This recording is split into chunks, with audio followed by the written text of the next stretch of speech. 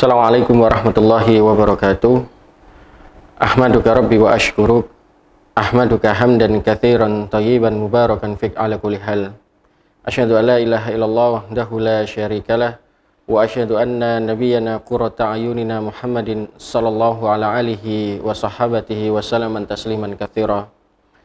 Allahumma salli wa sallim wa barik ala nabiyyina Muhammadin wa ala alihi wa ashabihi wa man tabi'um bi ihsani ila yaumiddin. Qala Allah Ta'ala fil Qur'anil Karim, a'udzu billahi minasyaitonir rajim. Ya ayyuhalladzina amanu taqullaha haqqa tuqatih wa la tamutunna illa wa antum muslimun.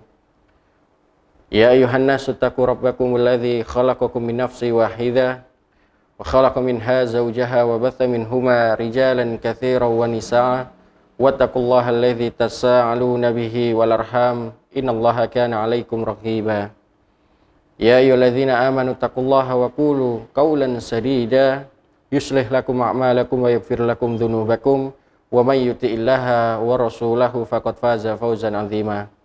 Amma ba'du, para jamaah sekalian yang dimuliakan oleh Allah Subhanahu wa taala, bersyukur kita pada Allah di hari yang mulia ini, di pagi yang mulia ini Allah Subhanahu wa taala masih memberikan kesempatan, nikmat, mulai dengan diizinkan dibangunkannya kita oleh Allah Subhanahu wa taala dari tidur malam kita. Dilanjutkan kenikmatan berupa kesehatan, keimanan serta ketakwaan pada Allah Subhanahu wa taala. Semua nikmat iman ini ma'asyiral muslimin punya kata kunci, yang mana kita sebagai hambanya senantiasa mengikhlaskan diri beribadah kepada Allah Subhanahu wa taala. La ilaha illallah, la ma'budu bihaqqin illallah. Ya, kata para ulama, makna la ilaha illallah bukan tiada Tuhan selain Allah, tetapi makna la ilaha illallah adalah la ma'budu bihaqqin illallah. Tidak ada sesembahan yang berhak kita ibadahi dengan benar kecuali Allah Subhanahu wa taala. Kemudian yang kedua, salawat dan salam senantiasa kita curahkan, kita aturkan penuh dengan rasa cinta dan rindu kepada satu-satunya manusia terbaik, manusia yang diutusnya beliau sebagai suri tauladan kita. Dengan diutusnya beliau kita bisa tahu mana halal mana haram. Dengan diutusnya beliau juga kita diberitahukan pembeda antara yang hak dengan yang batil. Dan diutusnya beliau sebagai penutup kerisalan dan kenabian. Beliau adalah Nabi besar Muhammad sallallahu alaihi wasallam. Semoga salawat ini yang penuh dengan cinta dan rindu kita sebagai umatnya senantiasa tercurahkan dari lisan kita ini, dan biidznillah mudah-mudahan dengan izin Allah Subhanahu wa taala kelak kita mendapatkan syafaat dari Rasulullah sallallahu alaihi wasallam. Ma'asyiral muslimin rahimani wa rahimakumullah. Pada kesempatan yang mulia ini saya coba menyampaikan sebuah tema itu, yang mana ini adalah kebalikan dari beberapa waktu yang lalu, tema yang pernah kami sampaikan tentunya, yaitu tentang adab seorang istri kepada suaminya. Maka pada kesempatan yang mulia ini kebalikannya, yaitu adab seorang suami kepada istrinya. Adab rajulu ma'az zaujah, yaitu adab seorang suami tentunya kepada istrinya. Dan masih dalam kitab yang sama, yaitu kitab Al-Adab fid Din yang ditulis oleh Al-Imam Al-Ghazali rahimahullahu ta'ala. Pada kesempatan yang mulai ini ma'asyiral muslimin, tentunya adab seorang suami kepada istrinya tidak sebanyak adab bagaimana seorang istri kepada suaminya. Dan pada kesempatan yang mulai ini mudah-mudahan Allah berkahi pertemuan kita dan istiqomahkan kita tentunya di atas iman dan Islam, sehingga nantinya mengakhiri hidup kita penuh dengan keridhaan dan lillahi ta'ala dalam keadaan husnul khatimah. Dan mudah-mudahan Allah Subhanahu wa taala memasukkan kita semua dalam surganya Allah Subhanahu wa taala. Ma'asyiral muslimin rahimani wa rahimakumullah. Yang pertama tentunya kita mukadimai dulu bahwasannya apa itu adab, apa itu akhlak. Adab dan akhlak ma'asyiral muslimin adalah dua kata yang berbeda tapi memiliki makna yang sama, yaitu kesopanan. keramahan, atau mungkin dalam bahasa kita adalah kemasan adab ya, atau kesopanan dalam agama kita dalam kita beribadah kepada Allah Subhanahu wa taala. Contoh misalnya orang mau sholat tahajud di malam hari, melaksanakan qiyamul lail, melaksanakan bagaimana pada umumnya, tapi akan ada adabnya lebih beda, itu menjadi pembeda dan menambah kualitas ibadah kita kepada Allah Subhanahu wa taala. Mungkin dia sejak malam sebelum dia tidur sudah mempersiapkan sajadahnya, pakaiannya dengan parfumnya tentunya. Mungkin juga dia sebelum melaksanakan qiyamul lail dia mandi dulu, itu ya. Kemudian menyiapkan tehnya, ya, menyiapkan pakaian terbaiknya, ingin menghadap pada Allah Subhanahu wa taala, ingin berjumpa beribadah kepada Allah Subhanahu wa taala. Dan itulah adalah adab, itulah kemasan dalam kita beragama kepada Allah Subhanahu wa taala. Memaksimalkan ibadah kita, menyempurnakan ibadah kita itu kepada Allah Subhanahu wa taala dengan kemasan-kemasan yang kita senantiasa memberikan terbaik kepada Allah Subhanahu wa taala. Atau contoh mungkin ya, adab yang lain dalam kita berdakwah.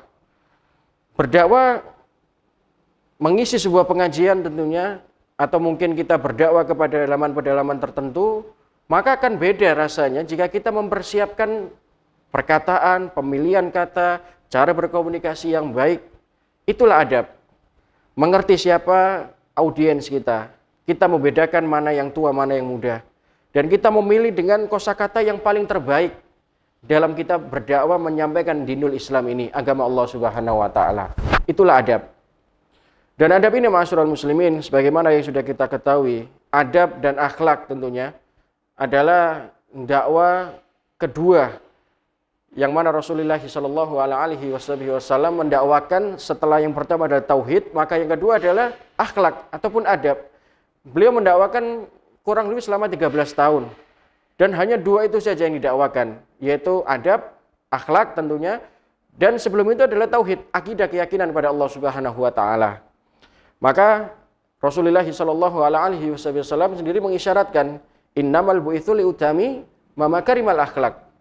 Aku ini diutus, kata Nabi, selain untuk mendakwakan tauhid, aku juga diutus untuk menyempurnakan akhlak tentunya. Adab, akhlak.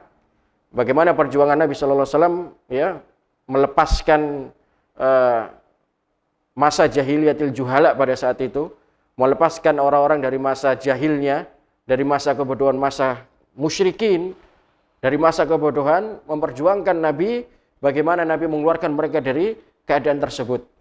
Dan itu yang menjadi poin utama dakwah Nabi sallallahu alaihi wasallam, nomor 2 setelah mendakwakan tauhid ataupun akidah kepada Allah Subhanahu wa taala. Sehingga masyarakat muslimin, kita sebagai seorang muslim, sebagai hamba Allah yang senantiasa mengikhlaskan diri bertauhid pada Allah Subhanahu wa taala dan berittiba, mengikuti Nabi sallallahu alaihi wasallam dari semua lini kehidupan kita, ibadah, muamalah, dan berbagai macam amal pun ibadah-ibadah yang kita kerjakan, maka sejatinya kita harus senantiasa mengikuti Quran dan Sunnah, mengikuti Al-Quran, petunjuk dari Allah Subhanahu wa taala, dan ittiba, mengikuti Rasulullah sallallahu alaihi wasallam. Sehingga masyarakat muslimin, tidak sepantasnya kita sebagai seorang muslim tentunya menganggap bab tentang adab ini atau akhlak itu perbuatan yang remeh, perbuatan yang kita anggap tidak penting. Maka ibadah itu tidak akan menjadi sempurna dengan semurni-murninya ibadah kalau kita tidak ya memikirkan ataupun memperhatikan masalah adab dan akhlak. Sampai-sampai Nabi Shallallahu Alaihi Wasallam mengukur kualitas sempurnanya iman seorang muslim ataupun mukmin maupun mukminat adalah sejauh mana memiliki akhlak yang baik. Kata Nabi Shallallahu Alaihi Wasallam, akmalul mukminin imanan ahsanuhum khuluqah. Beliau mengatakan tanda sempurnanya iman, ma'asyiral muslimin, iman seorang muslim, muslimat, mukmin, mukminat adalah bukan seberapa tinggi pendidikan yang dia miliki, bukan juga status sosial yang dia miliki, tapi Nabi Shallallahu Alaihi Wasallam mengukur kualitas sempurnanya iman, akmalul mukminin imanan ahsanuhum khuluqah, yaitu ahsanuhum khuluqah. Bagaimana seorang mukmin itu memiliki akhlak yang baik. Bahkan Nabi Shallallahu Alaihi Wasallam juga pernah ditanya, ya Rasulullah, Su'ila Rasulullah sallallahu alaihi wasallam. Apa yang menyebabkan kita ini, kebanyakan kita ini masuk ke dalam surganya Allah Subhanahu wa taala? Beliau mengatakan taqwallahi wa husnul khuluq. Yaitu kebanyakan yang menyebabkan kita ini masuk ke dalam surganya Allah Subhanahu wa taala, pertama adalah disebabkan ketakwaan kita kepada Allah Subhanahu wa taala. Kemudian yang kedua adalah ya wa husnul khuluq, berakhlak yang baik. Maka saya rasa masyarakat muslim sudah sangat jelas pentingnya adab dan akhlak bagi kehidupan pribadi seorang muslim. Baik, kita lebih rinci lagi. Kalau tadi secara akhlak ataupun adab secara umum kita menggerimai, maka kita akan masuk dalam poin bahasan kita, yaitu al-adab ar-rajuli ma'a zauja, adab seorang suami kepada istrinya. Kita tahu masyarakat muslimin, kehidupan rumah tangga tidak pernah lepas dengan hiruk pikuk yang namanya permasalahan, problematika. Bahkan sekelas presiden sekalipun punya problematika dalam rumah tangganya. Seorang nabi pun, Rasul wal Anbiya, juga memiliki permasalahan dalam keluarganya. Begitu banyak kisah-kisah ataupun sejarah sirah dalam agama kita ini, permasalahan-permasalahan yang terjadi juga dialami oleh Rasul wal Anbiya. Entah mungkin seorang istrinya yang tidak beriman kepada Allah dan Rasulnya, juga tidak bertakwa kepada Allah dan Rasulnya, bahkan justru berkhianat dan berani menentang Allah dan Rasulnya. Sehingga saya rasa sangat wajar dan pantas gitu, bagaimana seorang muslim, pribadi kita pada umumnya tentunya, memiliki problematika dalam hidupnya. Sehingga seharusnya kita sendiri memahami itu, bahwasanya siapapun kita masyarakat muslimin tidak lepas dari yang namanya dosa dan kesalahan. Nabi Shallallahu alaihi wasallam menyampaikan dalam sebuah hadisnya yang diriwayatkan oleh Al-Imam Ibnu Majah, kullu bani Adam khata'u wa khairu khata'ina tawwabun. Setiap anak cucu Adam masyarakat muslimin pasti pernah berbuat salah, pasti pernah berbuat dosa. Tapi sebaik-baik orang yang berbuat salah dan beristighfar mohon ampun pada Allah Subhanahu wa taala. Maka untuk itu masyarakat muslimin, kita harus merenungkan, ini perenungan yang besar, bahwasanya terkadang kita dalam rumah tangga itu menuntut pasangan kita sempurna, menuntut pasangan kita adalah menjadi sebagaimana yang kita harapkan. Tentu, naam, iya, kita mengharapkan itu. Tapi yang harus kita garis bawahi, pasangan kita juga memiliki kekurangan dan kelebihan.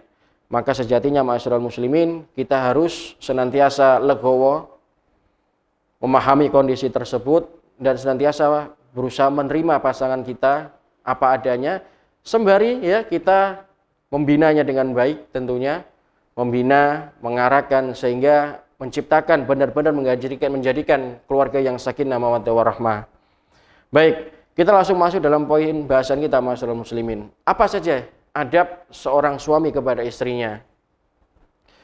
Di sini Al-Imam Al-Ghazali rahimahullah ta'ala menyebutkan adab yang pertama, yaitu seorang suami kepada istrinya adalah husnu usrah, yaitu memperbagus pergaulan. Kita tahu masyarakat muslimin, pergaulan dalam agama kita adalah hal yang juga tentunya dianjurkan oleh Nabi Shallallahu alaihi wasallam. Bahkan Allah Subhanahu wa taala itu mengisyaratkan dalam Al-Qur'anul Karim, di dalam surat An-Nisa, beliau mengatakan wa'ashiruna bil ma'ruf, pergaulilah istrimu dengan cara yang baik, dengan cara yang patut. Terkadang masyarakat muslimin, kita sebagai seorang suami gitu tentunya, sebagai seorang laki-laki lupa bahwasanya kita tuh sebagai seorang laki-laki, seorang suami memiliki tanggung jawab yang besar. Merasa kita sebagai seorang suami, kita memberikan jarak dengan pasangan kita, atau mungkin kita memiliki sifat egois yang tinggi. Kita hanya merasa bahwasannya kita sebagai seorang suami adalah senantiasa memiliki sikap yang benar, keputusan yang benar, dan seakan-akan kita tidak pernah peduli tentang pendapat-pendapat ataupun masukan yang diberikan oleh pasangan kita. Kita harus ingat masyarakat muslimin, Allah Subhanahu wa taala mengatakan dalam Al-Qur'anul Karim, ar-rijalu qawwamun 'alan nisa. Laki-laki itu adalah pemimpin bagi seorang wanita. Maknanya masyarakat muslimin, kita adalah pelindung bagi seorang wanita. Dan seharusnya seorang suami senantiasa memberikan rangkulan, binaan tentunya, dan pengarahan yang terbaik kepada pasangannya atau pada istrinya. Jangan ada jarak, masyarul muslimin. Seakan-akan kita ini sebagai seorang laki-laki, seorang suami tentunya memiliki kedudukan yang lebih tinggi. Dalam arti kata, ya, kita pemegang kebijakan tertinggi dalam rumah tangga kita, sehingga kita bebas memutuskan apapun itu. Ini adalah pemahaman-pemahaman yang saya anggap ya sangat dangkal sekali gitu. Memang seorang suami adalah hal yang harus ditaati, nomor 2 setelah Allah dan Rasulnya bagi seorang istri. Namun kita harus ingat gitu, bahwasanya kita ini juga sebagai seorang suami punya tanggung jawab yang besar kepada istri kita. Jangan sampai karena kedudukan kita sebagai seorang suami menyebabkan kita adalah ya semena-mena dengan istri kita, ya mencaci dia, menghujat dan lain sebagainya. Bahkan wa naudzubillah ya, sampai ya sebagaimana kita ketahui ya di berita pada umumnya ada seorang suami menjual istrinya dan lain sebagainya, maka wa naudzubillah ini perbuatan-perbuatan yang sangat ya bisa menjerumuskan kita masuk ke dalam nerakanya Allah Subhanahu wa taala. Maka jelas ya kata Imam Ghazali yaitu husnul usrah, ya pergauli dengan yang baik, pergaulan yang baik, baik dengan pasangan kita maupun dengan orang lain, dengan sekeliling kita. Harus senantiasa ya kita mengedepankan bagaimana ya berkawan, berteman dengan baik. Begitu juga dengan istri kita, perlakukan dengan baik. Pasangan kita ma'asyiral muslimin ya bukan pembantu kita. Pasangan kita, istri kita adalah pendamping kita. Beliau ya atau istri kita itu bukan pesuruh kita yang semena-mena bisa kita suruh. Kita harus tetap memperhatikan adab kita terhadap beliau. Ya, kalaupun kita minta tolong ya minta tolong yang baik. Tolong saya dibuatkan ini, tolong saya diberikan ini. Itu wujud bagaimana kita memimpin rumah tangga kita dengan cara yang baik. Saya sendiri masyarakat muslimin senantiasa kepada istri saya itu mengedepankan ya, kalau minta sesuatu itu selalu saya bilang minta tolong. Tolong ambilkan ini. Itu wujud bagaimana kita menghargai dia. Dan itu wujud bagaimana kita ya mempergauli dia dengan cara yang baik. Jadi pergaulan itu atau menggaulinya bukan sebatas kita berhubungan badan saja, bukan. Tapi bagaimana kita menghormati, ya, menghargai dia sebagai pasangan kita, sebagaimana kita menghargai diri kita sendiri. Mustahil kita, ya, ingin dihargai orang lain tentunya, tapi kita tidak bisa memberikan contoh yang baik. Kita mengharapkan istri kita sempurna, misalkan ya, taat beragama, taat beribadah. Sedangkan kita sendiri tidak taat beragama, sholat masih malas, ya. Tidak mau menjalankan ibadah kepada Allah Subhanahu wa taala, tapi menuntut pasangan kita ya, pasangan yang sempurna, pasangan yang ahli agama, maka ini sangat mustahil. Maka untuk itu ma'asyiral muslimin, pentingnya kita memperlakukan istri kita atau pasangan kita dengan cara yang baik, dengan cara yang ihsan, dengan cara yang baik. Itu yang pertama. Kemudian yang kedua adalah walatafatu kalimah, yaitu adab yang kedua antara suami kepada istrinya adalah bertutur kata yang baik, berbicara yang baik. Kalaupun kita ya menegur, memberikan binaan ya, kalau bahasa marah itu agak kasar gitu ya, memberikan binaan yang baik itu ya, kalau kita di Jawa mungkin menuturi gitu ya, menuturi dengan cara yang baik. Kita harus tahu ma'asyiral muslimin, seorang suami hendaknya berbicara kepada istrinya dengan ya bahasa yang lembut. Ya, tidak dengan cacian, makian atau penghinaan. Mungkin ya kita minta sesuatu kemudian istri kita tidak mampu ya melakukannya atau mungkin berbuat kesalahan kita langsung mencaci maki, ini maka perbuatan yang wa'idzubillah, perbuatan yang tentunya tidak patut kita lakukan kepada istri kita. Sampai mencaci maki, menghina tentunya, apalagi ya kalau istrinya punya masa lalu yang nggak baik, kemudian kita hina, kita caci, kita umbar aibnya, maka itu perbuatan yang tidak baik. Dan kita harus tahu ma'asyiral muslimin, bertutur kata yang baik adalah perbuatan yang dianjurkan oleh Nabi Shallallahu Alaihi Wasallam. Rasulullah, Pak, Ibu, menyampaikan dalam hadisnya, hadis ini diriwayatkan oleh sahabat yang mulia Abu Hurairah radhiyallahu anhu, muttafaqun alaih. Nabi Shallallahu Alaihi Wasallam bersabda, "Man kana yu'minu billah wal yaumil akhir." Siapa yang merasa beriman kepada Allah wal yaumil akhir, tahu ada Tuhan namanya Allah, dia tahu mengimani Allah. Wal yaumil akhir, dia tahu ada orientasi akhirat. tahu ada kehidupan akhirat, segala sesuatu yang keluar dari lisannya, perbuatan kita pasti nanti akan ditanya dan diminta pertanggungjawaban oleh Allah Subhanahu wa taala. Maka hendaknya orang itu, masyarul muslimin, kalau dia sudah beriman pada Allah wal yaumil akhir, juga hari akhir, falyakul khairan. Ucapkan kalimat yang baik, bertutur kata yang baik, berbicara yang baik, komunikasilah yang baik. Sekalipun itu dengan istri kita, harus mengedepankan ucapan yang baik. Maka kalau kita tidak mampu berucap yang baik, kita khawatir kalau kita bicara akan menyakiti hati orang lain, atau mungkin menyakiti istri kita. Maka hendaknya kita menahan diri, auliyasmut, diam. Diam ini ma'asyiral muslimin, kalau kita mampu menahan diri kita, tidak berbicara, tidak ngomong gitu ya, terhadap sesuatu yang tidak manfaat, atau mungkin kita khawatir, kita tahu kalau kita berucap akan mencaci, menghina orang lain, apalagi istri kita, maka diam ma'asyiral muslimin sejengkal menyelamatkan kita dari api neraka. Kita tahu ma'asyiral muslimin, perkataan ini salah satu penyebab kebanyakan seseorang itu masuk jelungup gitu ya, nyemplung dalam api neraka. Saya sering bahasakan seperti ini karena Nabi Shallallahu Alaihi Wasallam ya juga pernah ditanya setelah dua hal yang kebanyakan menyebabkan seseorang masuk ke dalam surga gitu ya. Maka ada dua hal juga yang menyebabkan seseorang itu masuk ya, dekem gitu dalam api neraka kelak itu karena dua hal juga. Rasulullah sallallahu alaihi wasallam, ya Rasulullah, kalau begitu apa kebalikannya? Dua hal yang menyebabkan seseorang itu masuk dalam nerakanya Allah Subhanahu wa taala.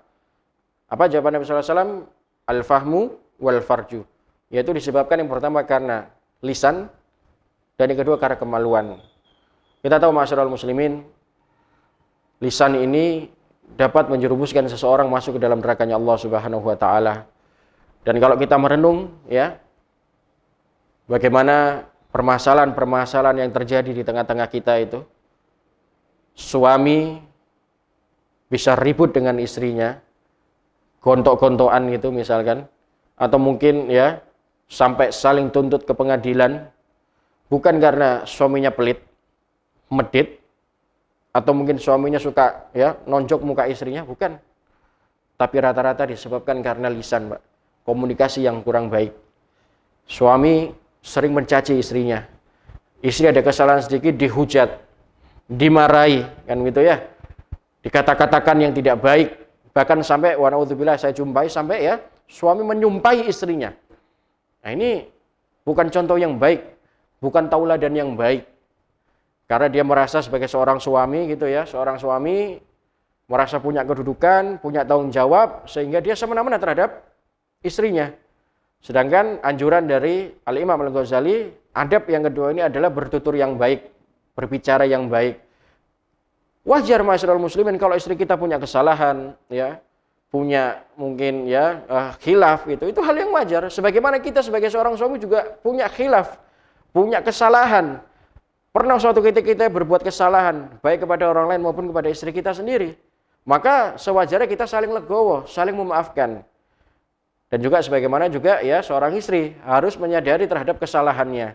Jangan sampai ya perbuatan baik ataupun baiknya seorang suami itu disalahartikan, ya, menyebabkan istri tidak taat, ya, istri tidak patuh. Maka ini juga tidak ya dibenarkan dalam agama kita.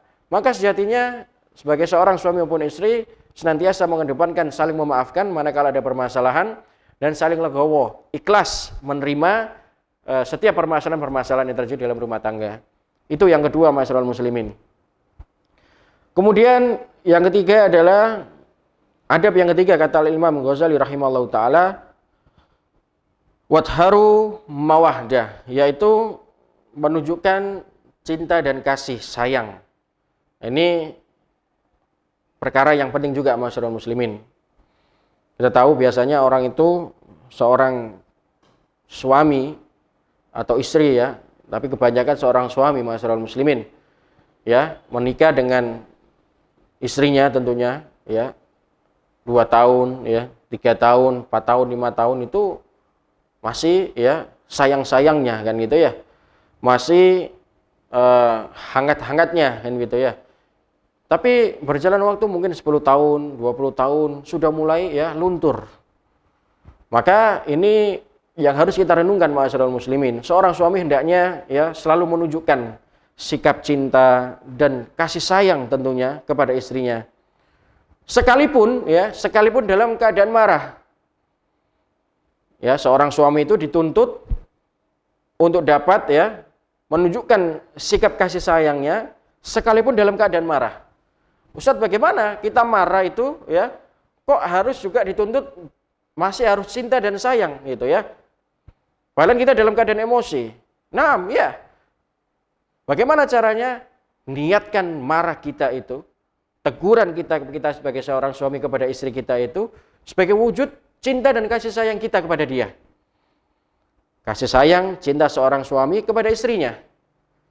Ini penting sekali ma'asyiral muslimin, karena banyak sekali, mohon maaf, seorang suami kalau sudah marah kepada istrinya, kebanyakan, saya tidak bicara semua, tapi kebanyakan yang mungkin jarang beribadah, ya, tidak beragama, ataupun dia beragama tapi mungkin tidak punya ilmu gitu ya. Apa ma'asyiral muslimin?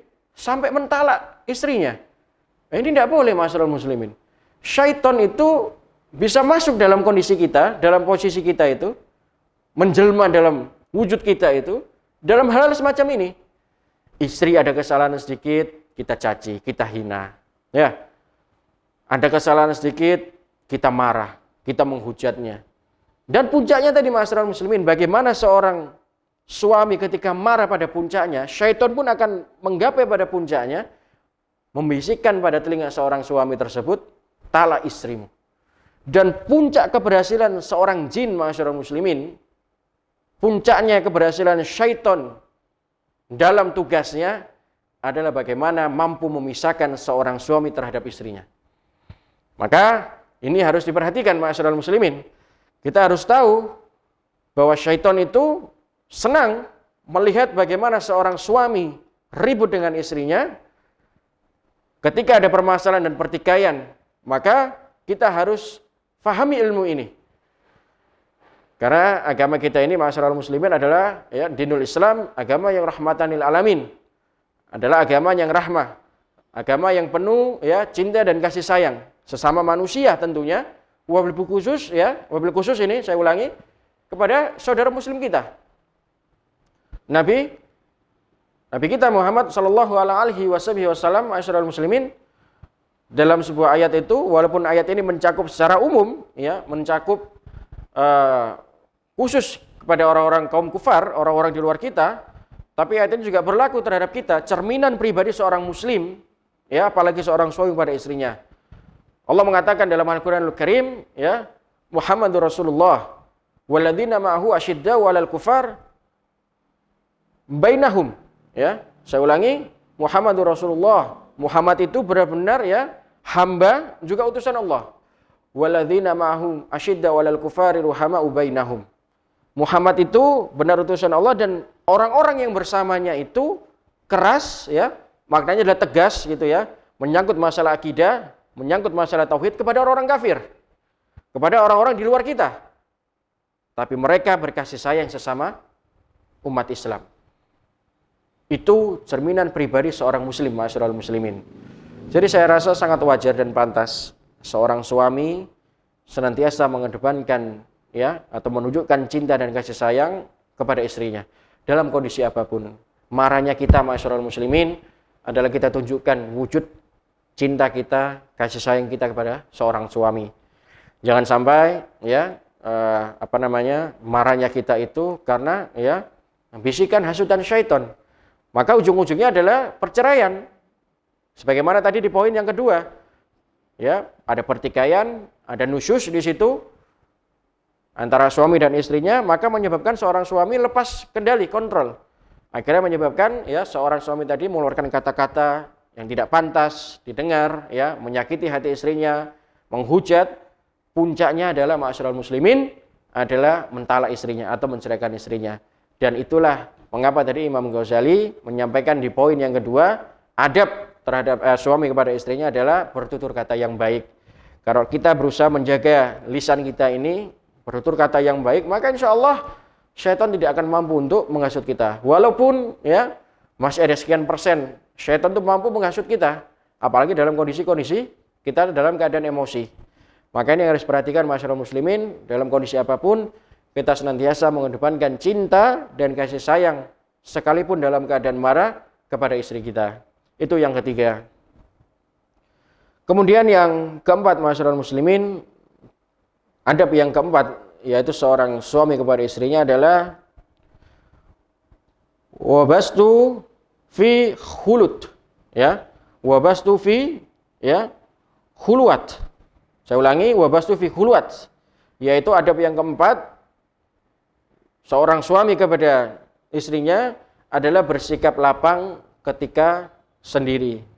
Masyarul muslimin rahimani wa rahimakumullah, seorang suami hendaknya tetap memiliki kemandirian, sehingga suatu saat nanti jika Allah Subhanahu wa taala ya mengambil terlebih dahulu istri kita atau pasangan kita, maka kita siap dan mampu menghadapi kondisi-kondisi tersebut. Kita harus tahu masyarul muslimin, kita hidup di dunia ini ya kurang lebih hanya, kalau kita perhitungan menurut pendapat para ulama tentunya, kurang lebih hanya 1,5 jam saja.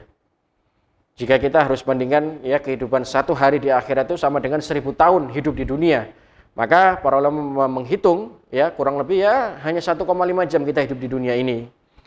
Dan kita harus sadari masyarakat muslimin, siapapun kita, siapapun yang memiliki nyawa, maka pasti suatu saat akan merasakan namanya kematian.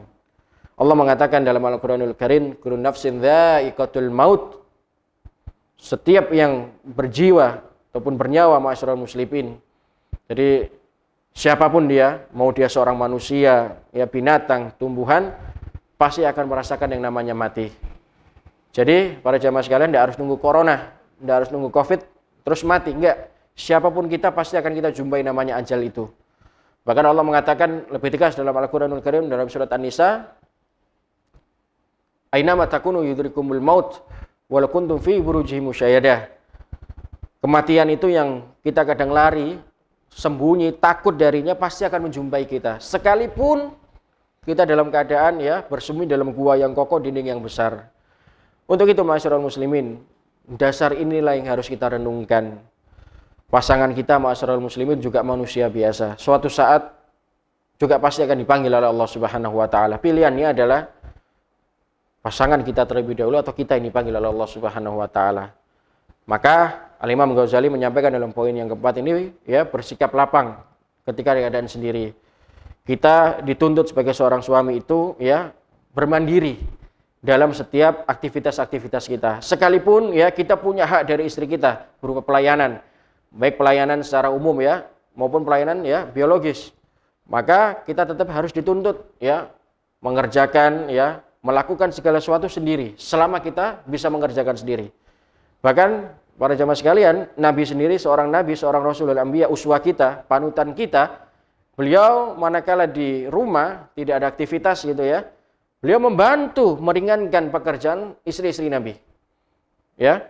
Dan ini banyak ditinggalkan saat ini, di era saat ini, merasa ya, saya seorang suami, saya punya kedudukan yang tinggi gitu ya. Saya itu pimpinan dalam keluarga ini, maka saya harus ya menjadi raja, menjadi bos.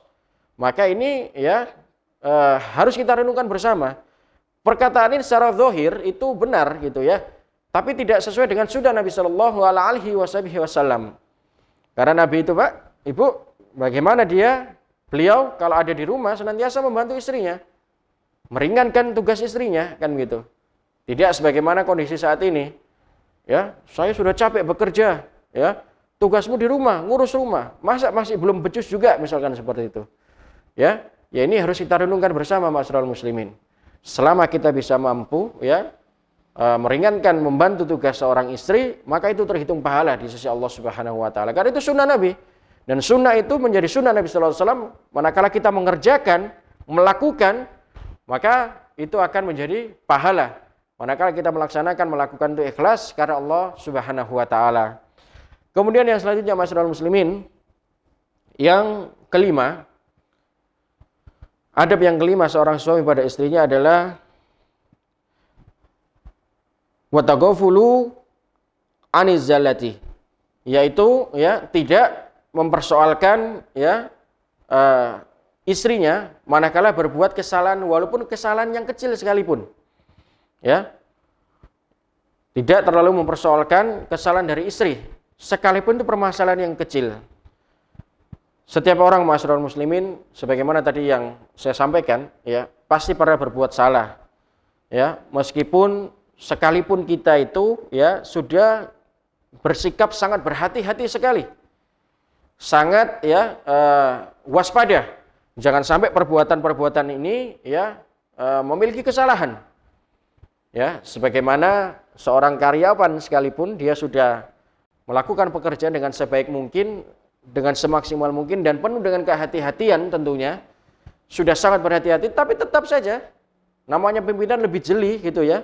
Merasa yang punya perusahaan dia melihat ada kesalahan, walaupun si karyawan tadi sudah memiliki sikap hati-hati. Sebagaimana juga seorang istri kepada suaminya.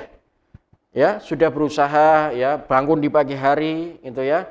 Bahkan sebelum kita bangun seorang istri kita sudah bangun menyiapkan ya pakaian kita untuk kerja di kantor, menyiapkan ya sarapan untuk kita, menyiapkan pakaian anak-anak kita untuk sekolah dan mengurus semua aktivitas-aktivitas yang menjadi kewajibannya. Dan kita harus pahami beliau juga seorang ya wanita biasa, manusia biasa. Seorang istri kita itu manusia biasa. Pasti ada lelahnya, manakala dia sudah capek, sudah lelah, maka besar kemungkinan akan berbuat kesalahan, walaupun itu kecil ma'asyiral muslimin. Dan ini yang dilarang dalam agama kita, mempersoalkan ataupun menyalahkan istri kita ma'asyiral muslimin manakala berbuat kesalahan, sekalipun kesalahan yang kecil. Kita ini ma'asyiral muslimin bukan maksum ya, bukan manusia yang maksum. Yang maksum itu hanya Rasulul Anbiya, tidak pernah buat salah, tidak pernah buat dosa. Maka kita harus fahami itu. Sehingga kalau kita tahu ilmunya, bahwasanya kita ini manusia tempatnya salah dan dosa dan pasti berbuat kesalahan gitu ya. Kullu bani Adam khata'u wa khairu khata'ina tawwabun, maka sejatinya kita tidak diperbolehkan mempersoalkan ataupun mempermasalahkan kesalahan-kesalahan istri kita walaupun kesalahan yang kecil. Walaupun kesalahan yang kecil. Kita jangan sampai ma'asyiral muslimin ya menjadi biang masalah. Ya, istri kita sudah berusaha menjalankan kewajibannya dengan semaksimal mungkin, tapi masih ya ada kesalahan sedikit kita permasalahkan.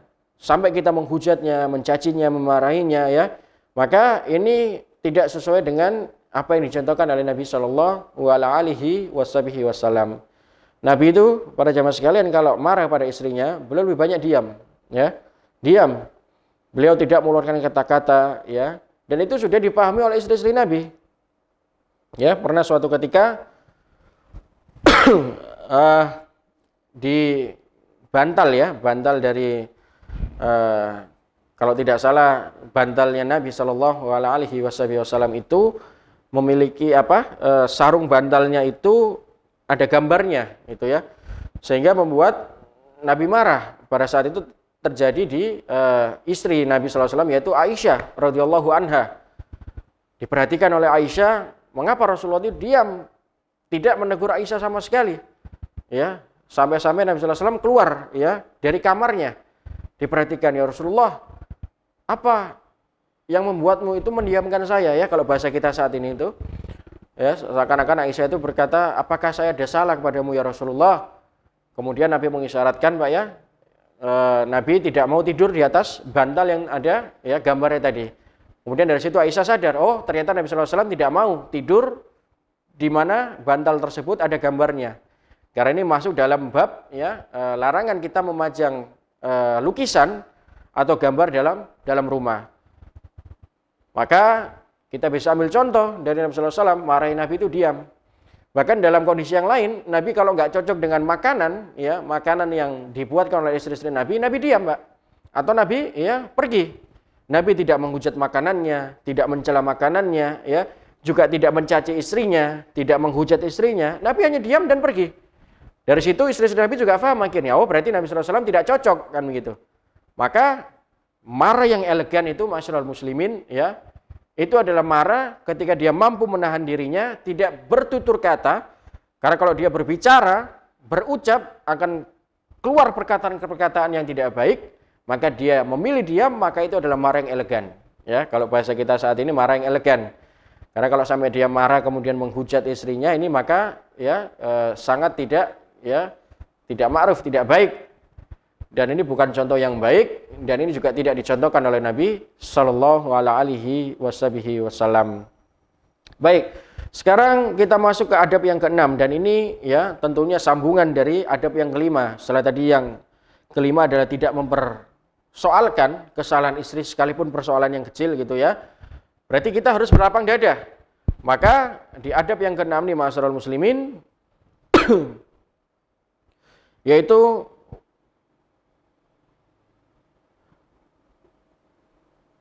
di adab yang keenam yaitu wa iqalatu ishtarah, yaitu memaafkan jika istri kita berbuat salah. Dalam Islam ma'asyiral muslimin, memaafkan adalah ya perihal yang sangat dianjurkan. Perbuatan yang ya kalau kita saat ini mungkin ya orang itu senang di sosial media gitu ya, ada namanya like ya, share gitu ya, dan lain sebagainya. Maka perbuatan memaafkan itu dalam agama kita itu diacungi jempol, ya, sangat dianjurkan, gitu ya. Apalagi memaafkan orang lain, ya, wabil khusus istri kita. Kalau kita tahu istri kita juga manusia biasa, maka kita harus pahami juga istri kita pasti berbuat kesalahan, sekalipun kesalahan yang sangat kecil sekali. Nah, kalau kita sudah tahu ilmunya seperti itu, maka ya kita juga sudah berlapang dada, maka insya Allah kita akan mudah memaafkan. Ya, dan perintah memaafkan ini ma'asyiral muslimin disebutkan ya dalam Al-Qur'anul Karim.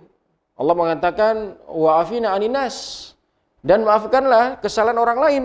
Ya, kalau orang lain saja kita dianjurkan untuk memaafkan, apalagi istri kita, pasangan kita, ya, yang mana istri kita sudah berusaha melayani kita dengan semaksimal mungkin, dengan sebaik mungkin ya, dari pagi ya sampai siang sampai malam gitu ya, bahkan rela ya menunggu kita dari pulang kerja kita tentunya.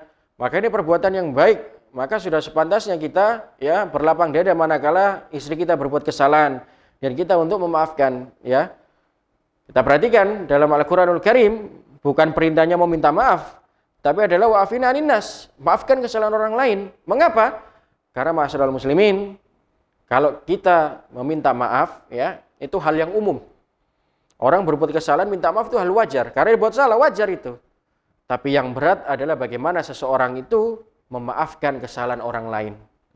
Kita juga harus tahu ma'asyiral muslimin, manakala kita tidak mau memaafkan kesalahan orang lain, kita ini bukan manusia yang sempurna. Kita ini juga pasti pernah lah punya kesalahan, baik kepada Allah wa Rasulnya, pada Rasulnya ya, kepada Allah mungkin kita berbuat kesyirikan, pada Rasulnya mungkin kita berbuat bid'ah, misalkan gitu ya. Mungkin kepada manusia kita mendolimi orang lain, menyakiti hati orang lain, itu hal yang wajar, ya. Sehingga kita juga harus tahu, suatu ketika juga kita pasti butuh maaf orang lain. Sehingga manakala kita disakiti orang lain, ya, wabil khusus istri kita punya kesalahan pada kita, maka hendaknya kita senantiasa berlapang dada dan memaafkan. Karena memaafkan ini ma'asyiral muslimin punya kedudukan yang sangat mulia, kedudukan yang ya sangat penting dalam agama kita. Allah saja Ar-Rahmanir Rahim, Maha Pengasih, Maha Penyayang, Al-Ghafur, Maha Pengampun. Lantas bagaimana kita sebagai hambanya yang penuh dengan kesalahan dan dosa, maksiat kepada Allah Subhanahu wa taala, kok tiba-tiba menjadi ya hakim jalanan, tidak mau memaafkan kesalahan orang lain, ya. Istri kita berbuat kesalahan, ya, kita ungkit terus, ya. Kita panasi terus. Ya, kamu begini, kamu begitu dan sebagainya. Maka ini ya sangat kita perhatikan tentunya. Jangan sampai ya kita itu ya menuntut kepada pasangan kita, tapi kita juga tidak mau dituntut pasangan kita untuk memberikan maaf. Itu yang keenam ma'asyiral muslimin. Kemudian yang terakhir ya, yang ketujuh ya, sebetulnya masih ada beberapa lagi ya, ada 12 adab, tapi karena waktu kita terbatas ma'asyiral muslimin, maka insya Allah kita hanya sampai ya 7 saja ya. Jadi ada 7 adab seorang suami pada istrinya. Baik, sekarang kita masuk dalam ya adab yang terakhir. adab ya seorang suami pada istrinya, yaitu wasiyanatu irdiha, yaitu menjaga harta istri. Harta istri ma'asyiral muslimin seperti mahar dari suami ataupun ya hasil dari istri kita bekerja merupakan milik istri. Oleh karena itu, seorang suami hendaknya ya menjaga harta itu dengan baik serta ya tidak mengklaim bahwasanya itu punyanya. Ya. Itu punya saya, iku wekku kan gitu ya. Maka ini harus kita perhatikan. Lagi-lagi kita harus berbicara bagaimana kedudukan seorang suami. Karena merasa suami itu punya kedudukan yang tinggi, ya, punya status yang tinggi, ya. Saya ini suamimu, saya pemimpin dalam rumah tangga ini, sehingga juga punya wewenang lebih. Istri punya kerja sendiri atau maharnya istri gitu ya, rezekinya istri kita pakai semau kita. Nah ini nggak boleh. Maka adabnya adalah manakala kita ingin menggunakan harta istri, ya etisnya, itu ya, etikanya kita bilang, kita menyampaikan kepada istri kita, Dek, ya, boleh nggak saya pinjam mobilmu, kan gitu. Dek, boleh nggak saya pinjam ya sepeda motormu, kan gitu ya. Atau Dek, boleh nggak saya pinjam ya uangmu, kan gitu ya. Maka ini adab ataupun etika yang dianjurkan tentunya ma'asyiral muslimin. Dan juga saya juga berpesan kepada ya istri-istri di luaran sana, mohon manakala seorang suami sudah menunjukkan sikap etika adab yang baik, ya, balaslah sikap baik itu dengan perbuatan yang baik juga. Ya. Ya Mas, ya saya pinjami mobil ini kan gitu ya, tapi tolong dipakai yang baik. Ya. Atau mungkin juga ya gunakan ini sebagai ya ladang ibadah kan gitu ya. Kita tahu ma'asyiral muslimin ya, istri Nabi yang pertama, ibunda kita ya, Khadijah, Ummul Mukminin, Khadijah radhiyallahu anha, istri Nabi yang pertama, istri Nabi yang paling beliau cintai gitu ya. Ya, beliau seorang ya keturunan bangsawan ya, memiliki harta yang banyak juga gitu. Tapi bagaimana kecintaannya pada Nabi sallallahu alaihi wasallam, ketaatan beliau kepada Nabi sallallahu alaihi wasallam menyebabkan apa? Beliau ya menggunakan hartanya untuk ya mendukung dakwah Nabi. Harta-harta Khadijah itu diberikan kepada Nabi sallallahu alaihi wasallam untuk berdakwah. Maka inilah ibrah, pelajaran yang bisa kita ambil. Sekalipun istri memiliki ya penghasilan yang lebih tinggi, memiliki penghasilan sendiri, punya harta sendiri, maka harus senantiasa mengedepankan ya kewajibannya sebagai seorang istri, yaitu sami'na wa ata'na kepada suaminya. Selama dalam perbuatan yang ma'ruf, perbuatan yang baik, maka dia harus taat dan wajib. Ya, jangan seorang istri manakala dia punya penghasilan sendiri, punya rezeki sendiri, kemudian dia sombong kepada suaminya, maka ini akan timbul masalah nantinya, akan timbul perdebatan, akan timbul ya pertikaian, ya nusyus kalau dalam istilah agama kita. Ya, seorang istri membangkang kepada suaminya, maka ini juga perbuatan dosa besar. Tidak boleh seorang istri ya manakala dia punya penghasilan sendiri menjadi sombong, merendahkan suaminya.